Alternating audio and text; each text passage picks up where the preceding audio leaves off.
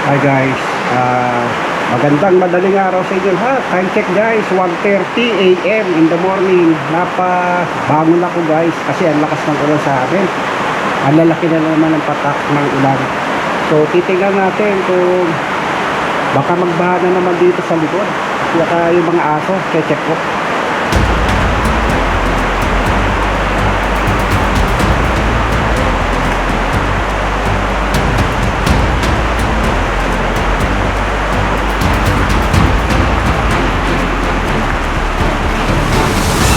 So ayan guys, malakas na naman ang ulan dito guys. Yan o.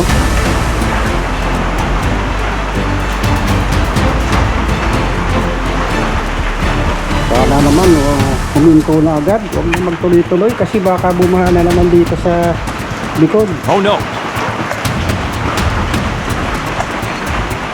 Check natin, baka nababasa yung mga aso.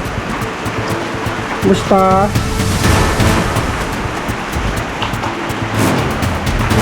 Naku, matubig na dito guys, oh. Overflow na naman, oh.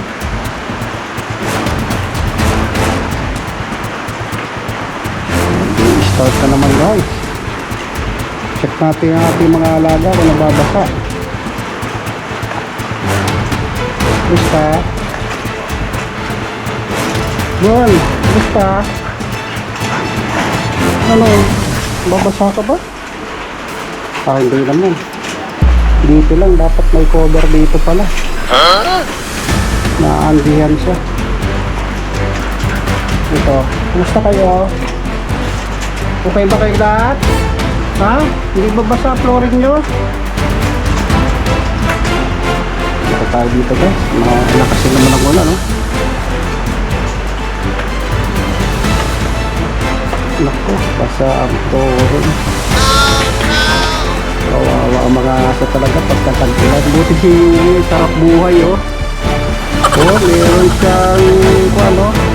Kaya guys, ang bala ko, lalagyan ko rin yung ganyan, yung kulay puti na, yung hinihigaan ng kulay puti na aso, si Yui, dito sa may bandang gitna para pagka ganitong tag-ulan, meron silang may masasampahan sila para hindi sila nababasa. So wala namang tulo yung pader.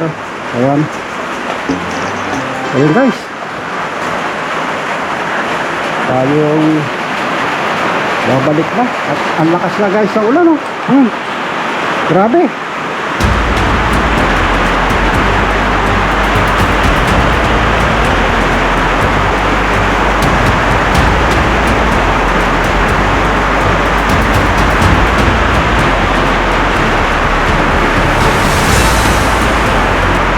Teka guys, babalik tayo sa terrace. Mabuti na lang na inspection natin yung cage ng mga aso, pati yung cage ni Moon, yung ating Siberian Husky.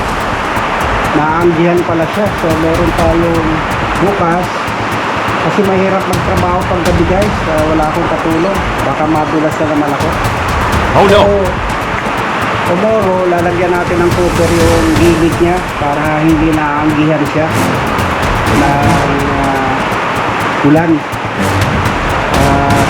para iwas basa na rin sa kanya. So yung inspection ko naman yung malaking gauge. So yung dalawa lang problema ko kasi hindi na ibaba yung trapal, nagbabasa yung flooring guys. Kailangan